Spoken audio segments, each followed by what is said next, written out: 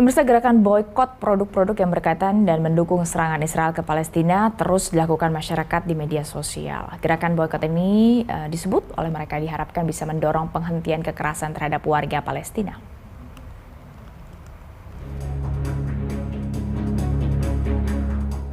Ajakan untuk memboikot produk-produk yang berkaitan dan mendukung serangan Israel ke Palestina terus menggema melalui media sosial.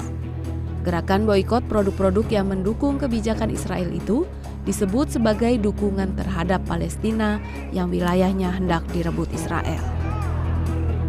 Gerakan ini secara bertahap meluas sejak kelompok militan Palestina Hamas melancarkan serangan besar-besaran pada 7 Oktober terhadap Israel yang kemudian diikuti serangan bertubi-tubi Israel ke wilayah Palestina yang ikut menyasar rumah sakit, rumah ibadah, dan membunuh perempuan dan anak-anak.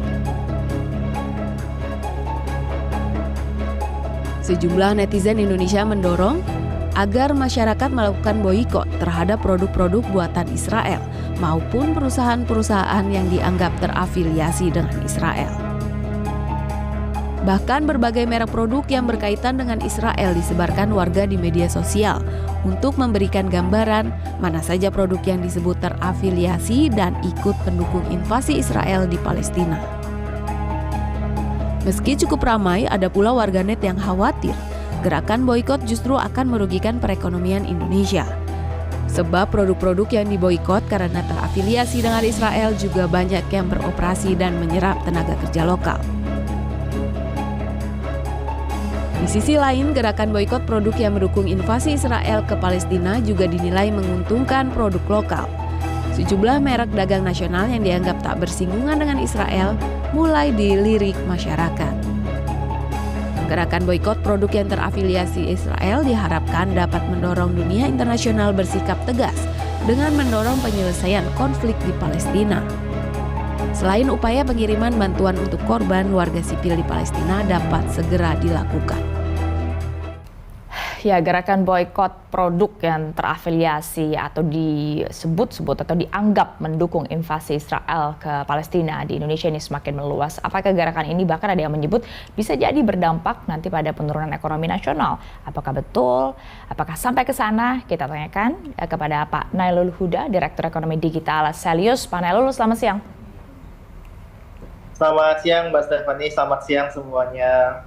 Ya, Pak Nailul, ini kan ada pro dan kontra ya soal pemboikotan beberapa produk yang dinilai terafiliasi atau mendukung invasi Israel ke Palestina. Anda sendiri punya pandangan apa? Ya, tentu saya mendukung ya gerakan boikot ini.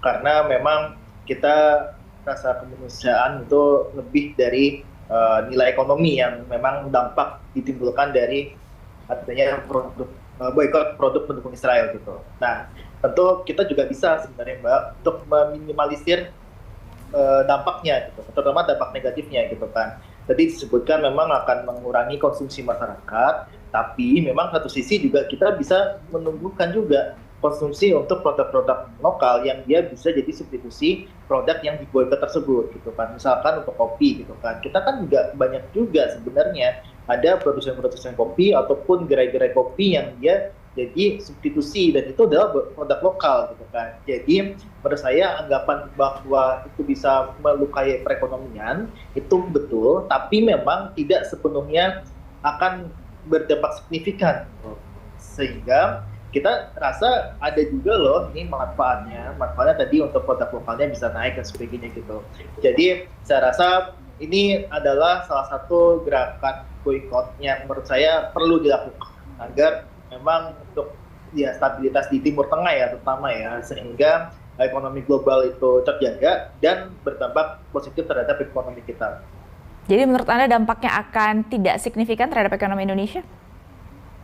Dampak negatifnya nggak akan signifikan Mbak, karena kita pasti akan ada produk-produk lokal yang bisa mensubstitusi produk tersebut gitu kan. Tadi saya contohkan kopi, atau saya contohkan lagi untuk produk-produk lainnya gitu kan, apa teknologi seperti handphone dan sebagainya ataupun laptop yang itu bisa digantikan oleh produk lainnya. Bahkan ada beberapa produk dalam negeri yang bisa menggantikan produk tersebut gitu. Nah, ini yang kita dorong sebenarnya bahwa ya ini tidak semenakutkan yang saya sampaikan di beberapa kalangan yang menyampaikan ini akan berdampak negatif ke perekonomian kita, tapi ini juga bisa loh berdampak positif juga ke ekonomi kita. Bagaimana dengan produk-produk yang mungkin dinilai dimiliki atau terafiliasi dengan Israel, tetapi kemudian pengelolanya adalah orang Indonesia yang bekerja juga adalah warga negara Indonesia? Iya, tentu itu akan berdampak ya Pak.